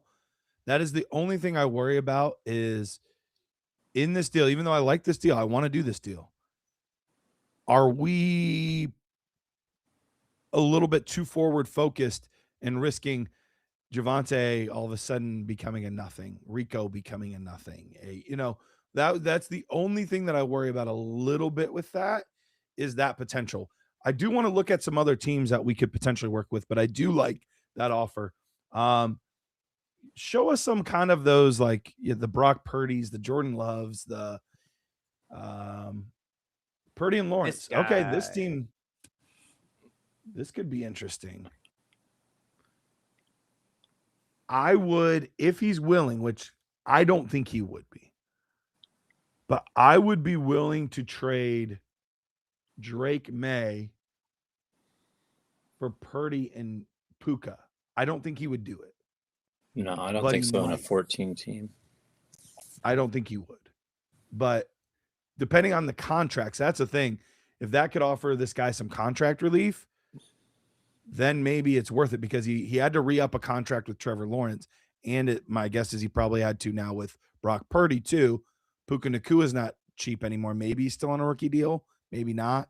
But he has some big ones coming up with Drake London as well. So he's got some contracts there that could be iffy. I would at least throw that out there. If not, what are his picks? Got an extra 26 and an extra 27. Chow, Dizzle, and Dara are the 2 teams we're looking at.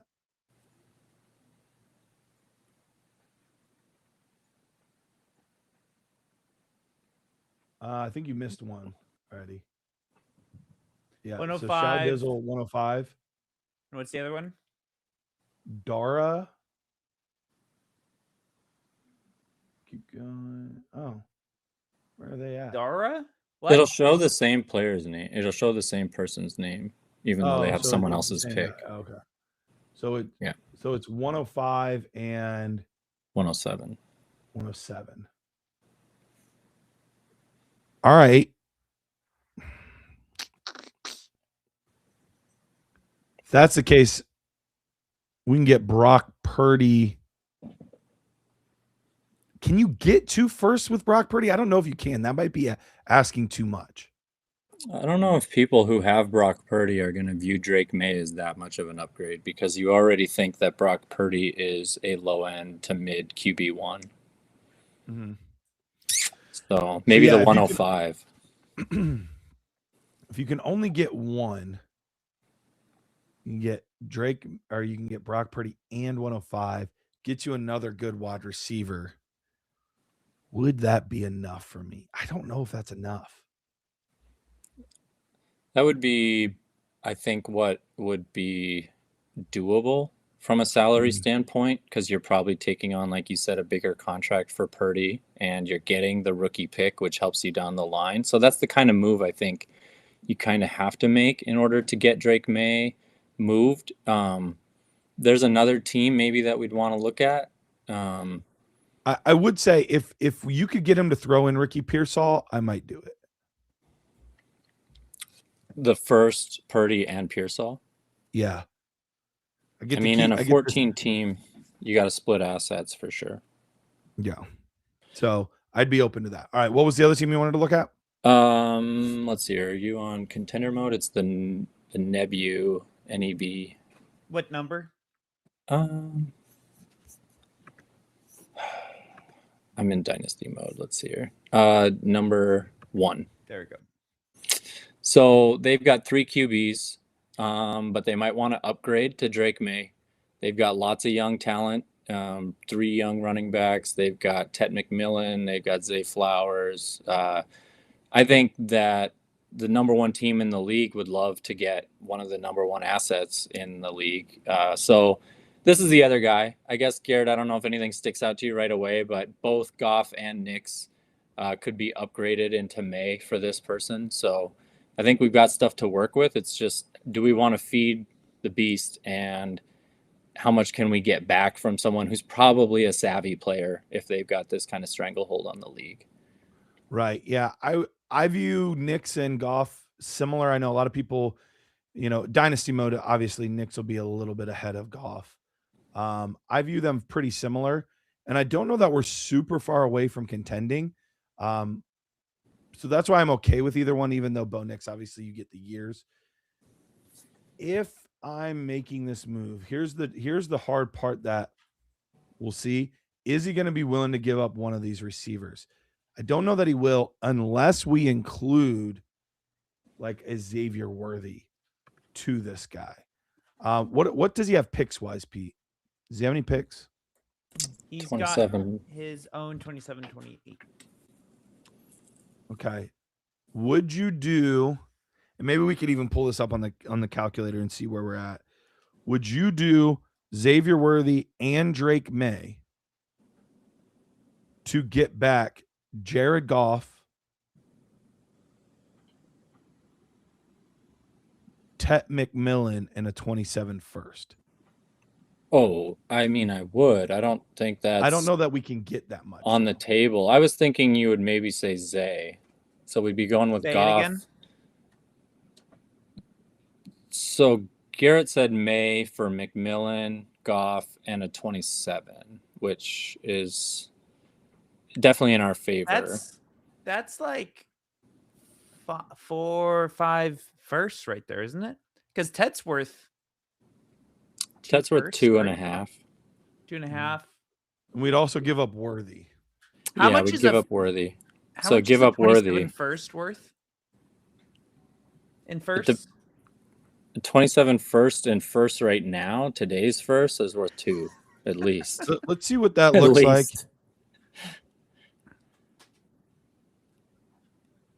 I mean, it shows it is pretty close. I think this is, and this is the flaw with calculators. Like, you can only approximate so much, and it's somewhat dependent on how this team feels about pick assets and what they're worth versus, like we always have the pick assets as a little bit of a lower value than other people would potentially value them. So I think this is the peak on what you could get. This would be the best case scenario. I don't know if it would work, but this is at least what I'm starting with.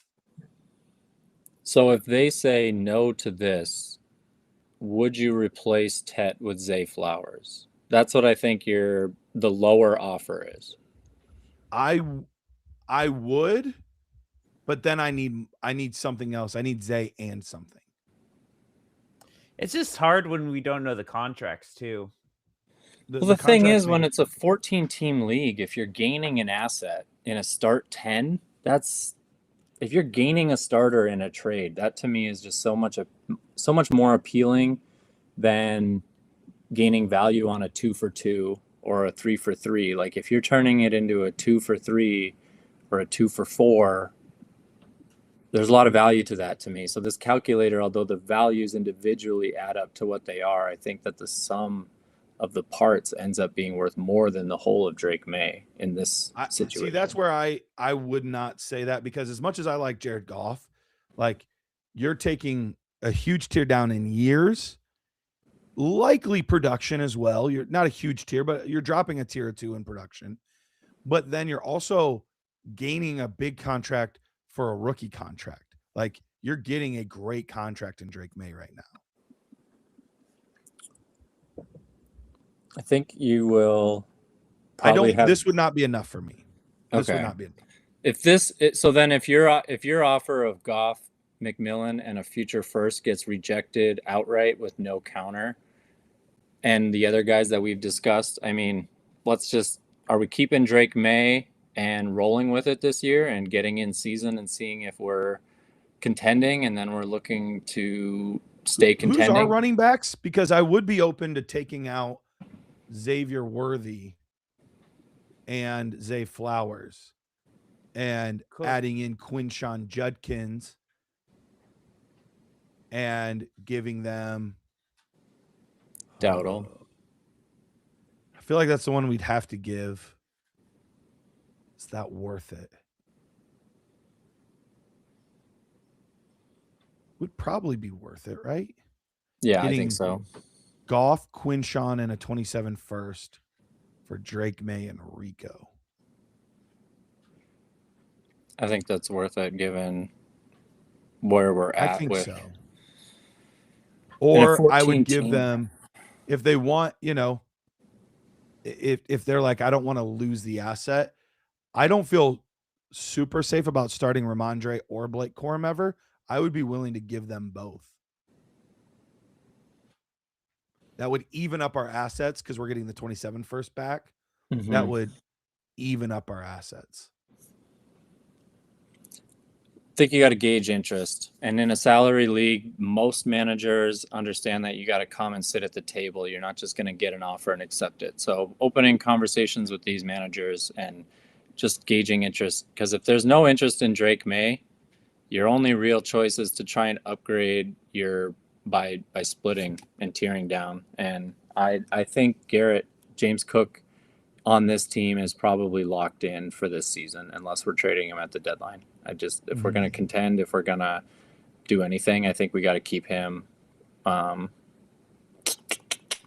I don't see a lot of pieces in a salary cap league that I think are as easy to liquidate based on how much they probably cost the person to have.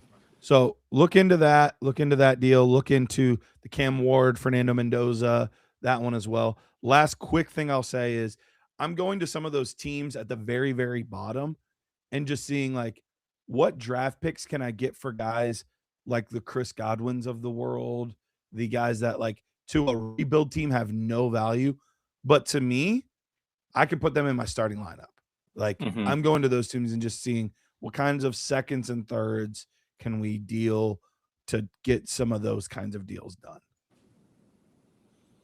Sounds good. Awesome. All right. Let's get one last one in here. Really fast. J-Dog has a question from a previous. We did his roster. Oh yeah.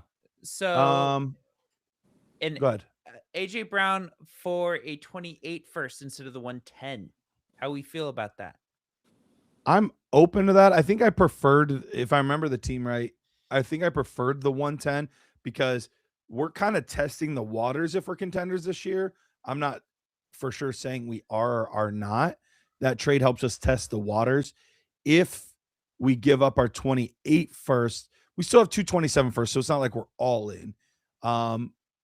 But at 110, there's some interesting assets, but nobody that I'm in love with. So for me, I value those two things the same. But in the more likely scenario that we're still playing a year away, I'd prefer to have the 28 first than the 110 now. But it's close. I'm not going to let that deal not happen because a guy wants 28 or 110. I would make the deal either way, but I would prefer to give up the 110 than the 28 first. I will take a contrarian view to you and say I prefer the 28 first quite a bit to the 110, especially after the draft is done. That 28 first is going to be worth quite a bit, and whoever I drafted at 110 probably won't have a lot of suitors in my league, but there's 11 guys who would be interested in a 28 first. So for me, that's a deal breaker unless you can take out the 27 second. So if you add the 28 first instead of the 110, I'd tell them I want that 27 second removed from the deal. That's the difference in my mind between the two in value. Okay.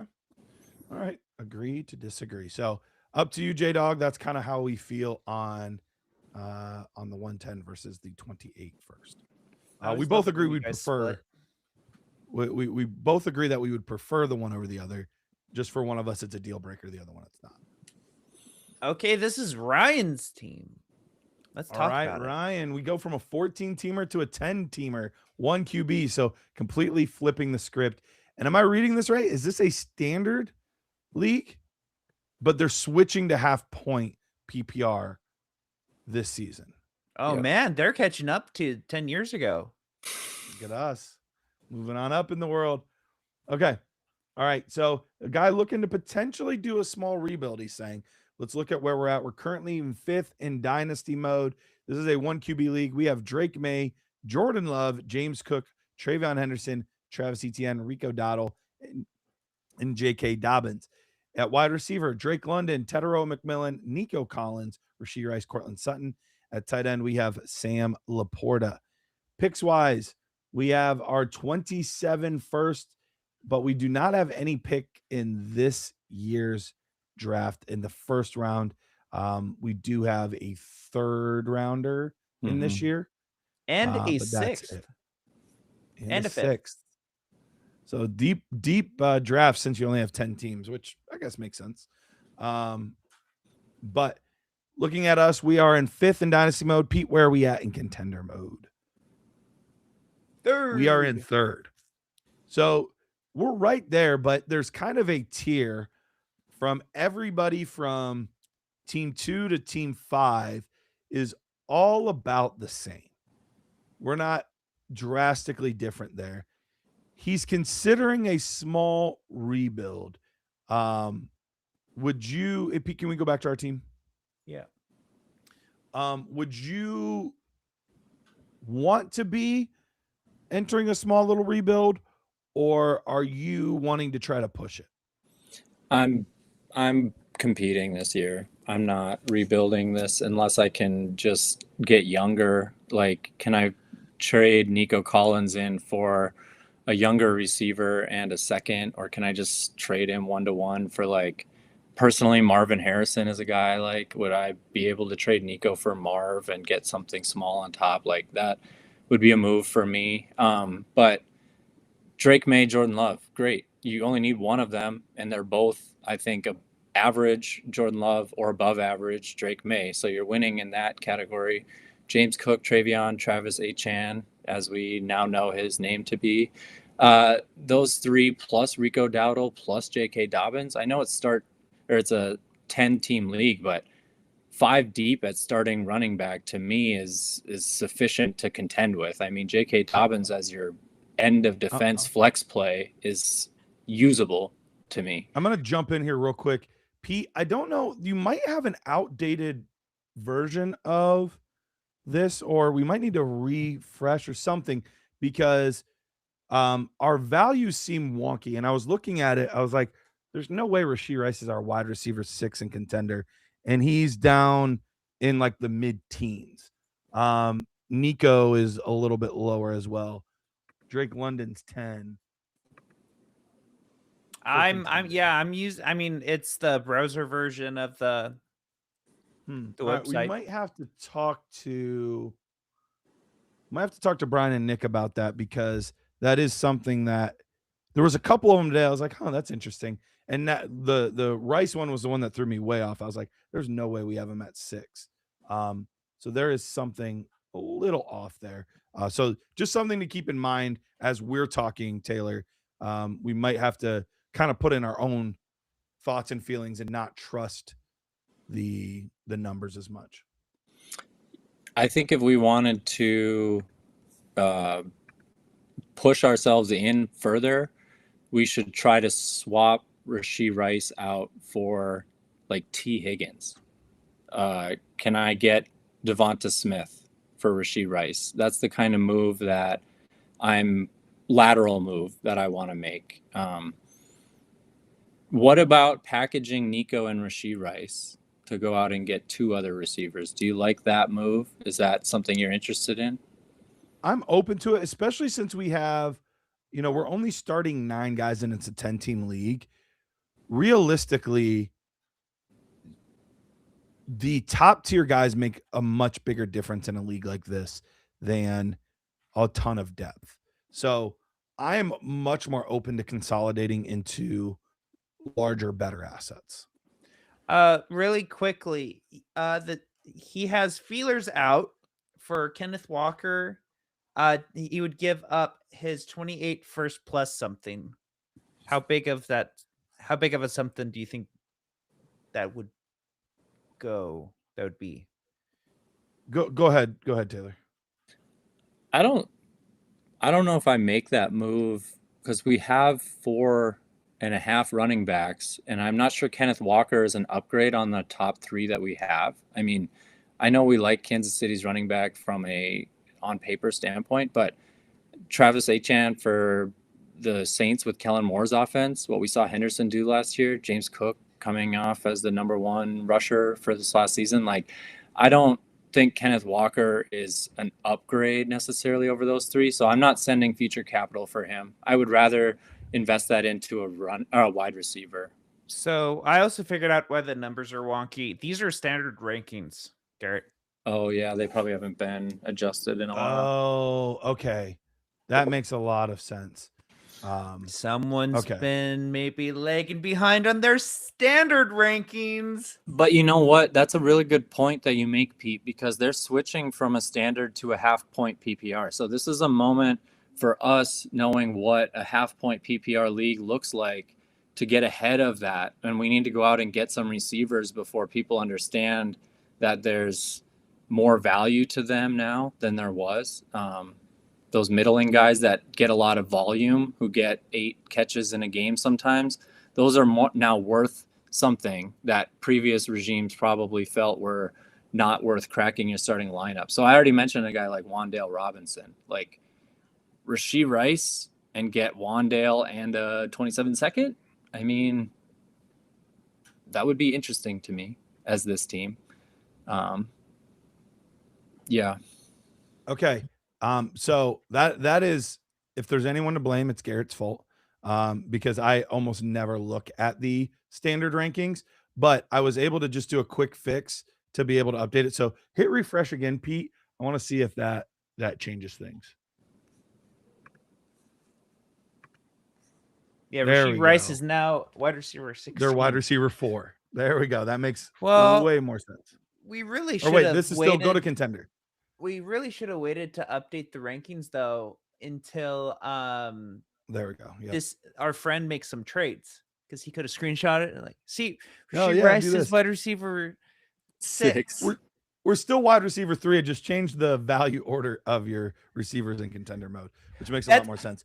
That could be a package we offer as like along with the roster rescue. We are willing to change our rankings. We will lie for you. Pete's rankings on trade calculate. Yeah. Yep. Pete's rankings can be purchased. Yes, I can be bought. All right. So yeah, no, all of that said, I am also all in. I'm much more open to consolidating into 1 or 2 big pieces. I don't see Laporta as a big difference maker. Maybe he is. I would, if someone wants to, in perception, upgrade at tight end to Sam Laporta, I'm willing to downgrade into like almost anybody that would be considered a top 10, 11, 12 tight end. Like, I just don't think there's a huge difference in what we're going to get out of Sam Laporta than other players. And I get it. He has the same OC that you're very welcome, Pat. Same OC that the Cardinals had last year for Trey McBride, but he's coming off a back injury. We saw Jameson Williams really break out because Dan Campbell took over and was like, no, we really want Jameson Williams involved. So injury, JMO, much more so of a breakout. But the big thing is I looked into how much they were targeting tight end. And the tight end position, his rookie season was targeted like 23%. It's dropped every year of his career. This past year was 16%. So he's just not getting the targets in this offense. Maybe it's different with a new OC and Petzing, but I think it's more of a Dan Campbell type of philosophy that we are wanting to really target some of these playmaking receivers. And as annoying as he is, even guys like Isaac Tesla are not going to fully go away. They're just going to make it more interesting or more frustrating for Sam Laporta. So can I do a, Nico and Sam Laporta downgrade at my tight end to upgrade Nico into that next tier? Or Click something number like that? 2 there, Pete. So Justin Jefferson and Travis Kelce for Nico Collins and Sam Laporta. Are you dropping all the way to Kelce? The hard part for Kelce is the age, is he's just going to be a 0 soon. Yep. So I don't know that I can do that one. It's half point PPR, not tight end premium. I'm not sure Who's that our backup? I'm not Jawan Johnson, who But in a half Njoku is PPR. on free agent wire right now. So Oh, pick him Njoku up. is? Yeah. Could pick him up. I don't love that. Whoa, Mark but- Andrews? Well, Mark Andrews is out there? Free agents, I'm pretty sure mine's showing Mark Andrews is on the Pete, hit free agents for a second. Yeah, the free agent was pretty cracked. Just hit tight end for us so we can see. Yeah. Likely Andrews and Andrews. Joku. Go get all three. Go get all three of them and trade You know what? Laporta That for changes whatever. everything, though. If that's the case, I'll take those guys and I will make the Kelce deal, knowing that I can pick up those players. Because honestly, I don't know that this year Mark Andrews and Sam Laporta are that different.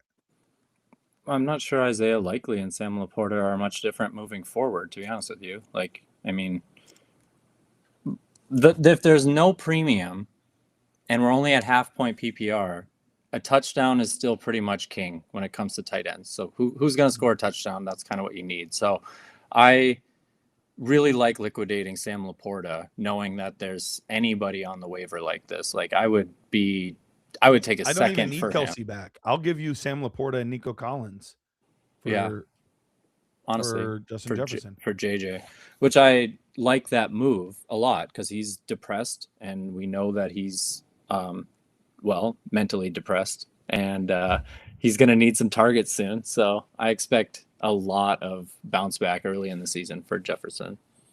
Yeah, I would absolutely do that. Absolutely. Let's go back real quick to Pat. I know he had one question in the chat that he wanted us to get back to on his roster rescue. He said, going back to this team, if I package Rice with the 104, is that something that you would propel my team into a team-changing player, or would you focus more on the 2-for-1 deals like you said? I just don't know that your team is in a spot to get fewer assets. If I'm remembering your team correctly, I think your team was one of the ones that needed more assets in general. So I don't know that one big time player would end up making the difference if I'm remembering the right team. I'm looking at it here. Here it is. Okay. This is the program team. Okay. How strong of a quarterback can I get for Rice in the 104? Yeah, if I can get a quarterback, I would be willing to do that. But yeah, this is a team that for the most part, I'm trying to turn, and I'll throw even Malik Willis in there with him. Malik Willis 104 and Rashee Rice. Can I just trade Malik Willis in the 104 for the 102?